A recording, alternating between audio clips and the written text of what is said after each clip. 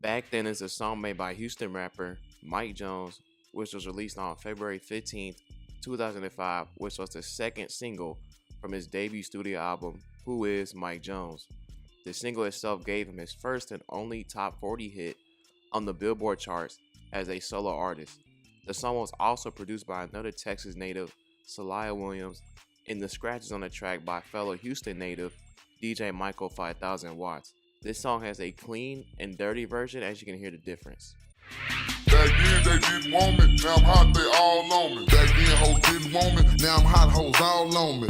As you just heard, they just changed the lyrics and replaced hoes with girls and a slightly different voice tone on the chorus. Either way, both versions are still great to listen to. Now I'm going to break down some of the lyrics in this song. So Mike Jones speaks about how before to come up on how girls didn't give him the time or day in the club, and now that he has all the fame and the clout, now that girls are flocking to him. It says it here in the lyrics.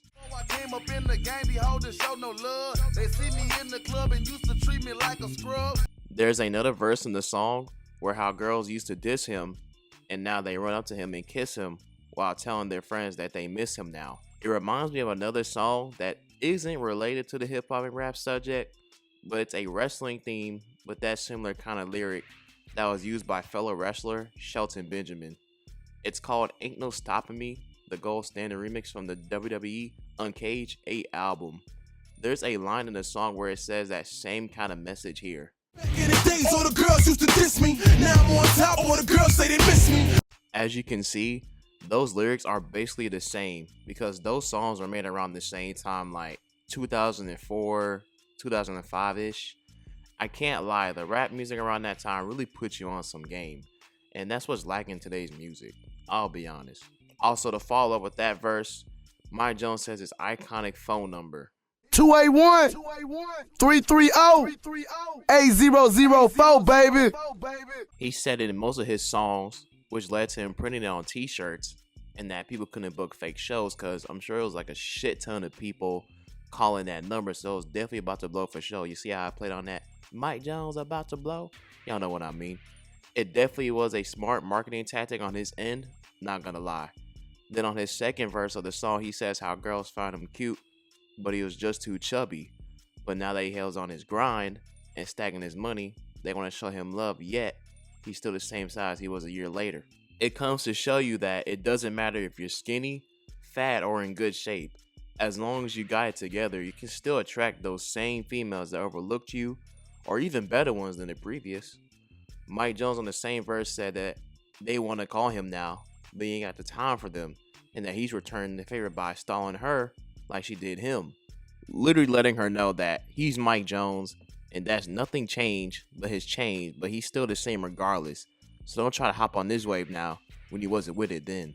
Now I'm going to break down certain parts of the music video that fit the theme of the song, which was directed by Dr. Teeth, the person who directed most of Mike Jones' videos, because it's got the perfect visual representation of the message of the song. So there's this one scene when Mike Jones approaches this girl at the club, and she just walks away from him, and then of course you got that one bartender laughing at you like he did Mike Jones for that rejection. Then Mike Jones pulls up in an expensive black car, and the same girl pops up waiting for the metro, and then sees him in what car he's driving. Mike Jones signals her to come in, but she tries to open the door and get in, but as soon as the traffic lights turn green, he quickly drives off on her ass.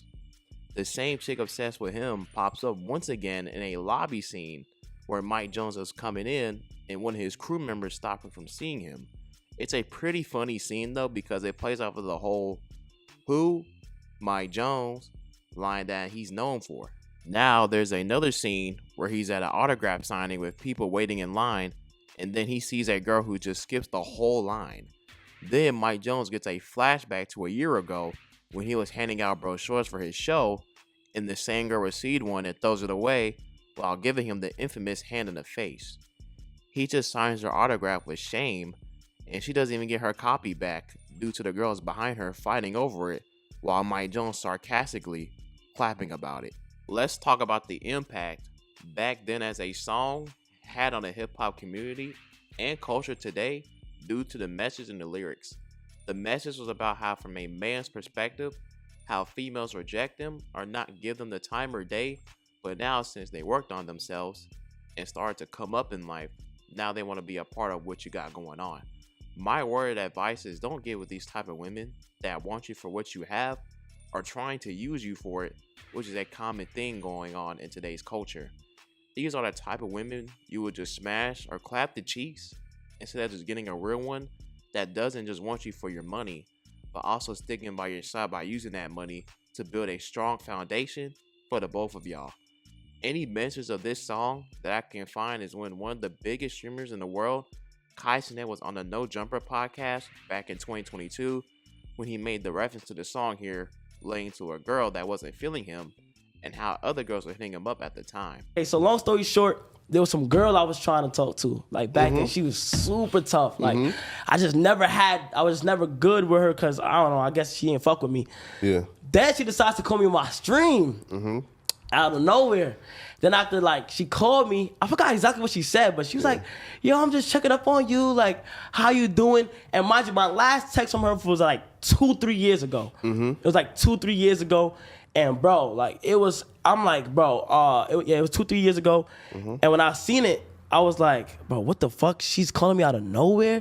Yeah. So she called me live on stream. And for some reason, when I'm on stream, I don't give a fuck. Like, of course. Bro, the chat section just gets you gassed up. As soon as she got on the phone, the chat was like, oh, who's that? Yeah. You feel me? Who's that? She was like, I can't call you. She was like, yo, I can't call you. Like, I just want to see how you doing and shit like that. And I thought I was like, nah, I'm up now. And I just hung up on her because, bro. But the clip is legendary. I ain't gonna lie. That fucking clip went crazy. But do you have that problem a bunch where you have all these new thotties who you know from back in the day and they trying to really tap in? Of course, and I don't want to have nothing to do with them, bro. Why? I would smash all of them. It's just fake. Wait. Like, Kai. back then they didn't want me. Back then they didn't want me. Now they don't want me. The ass is fake. Yeah. And that's all I have for this video for you guys. Now, if y'all want more of these breakdowns in the future, let y'all requests be known in the comments, because I definitely enjoyed doing this one in particular. Make sure to like and share as well. And remember, when it's not all good, don't be misunderstood, man. Total this thing out. Peace.